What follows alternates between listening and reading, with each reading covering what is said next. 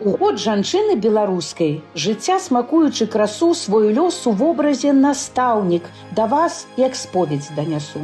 Куды пайсці, каб быць карыснай маёй радзіме дарагой? Параду мне давала мама, дзяцінства мілага парой. Яе пяшчотны, ціхі голас, напрацаваных рук красу і запавет заўжды вучыся, праз усё жыццё сваё нясу. З таго далёкага дзяцінства, якога мне не пазабыць, ад школьнай парты з добрай кніжкай, настаўніцай хацела быць.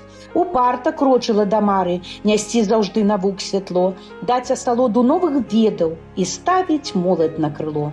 У шумным горадзе сталічным, заводскі родны мой раён, жыву сям'ёй, тут у рытме звычным, маёй айчынай стаўся ён. Тут шчасце быць жанчынай маці мяне ратуе ад бяды, а радасць быць бабуляй мілай мне не дае лічыць гады. Тут беларускую гімназію мяне сцяжынка прывяла. Свайму настаўніцкаму лёсу тут всё жыццё я аддала.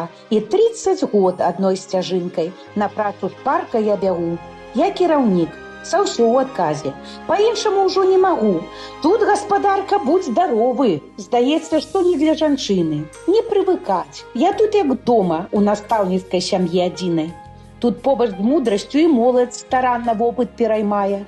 Тут у краіне школьных ведаў мы будучыню кожны дзень ствараем. На беларускай роднай мове тут размаўляюць, песня льецца, вакол валошкавы тут колер дзятва гамоняць і смяецца. За кожны дзень удзячна Богу, ніколі не пашкадавала, што сярод усіх прафесій слаўных сваю настаўніка абрала. У сваёй споведзі я веру, і як душу не варушы, настаўнік – гэта не прафесія, гэта пакліканне душы. Сваім я лёсам ганаруся, жыццё пражыта не здарма. Настаўнік я, жанчына Беларусі, і шчаслівей мяне няма.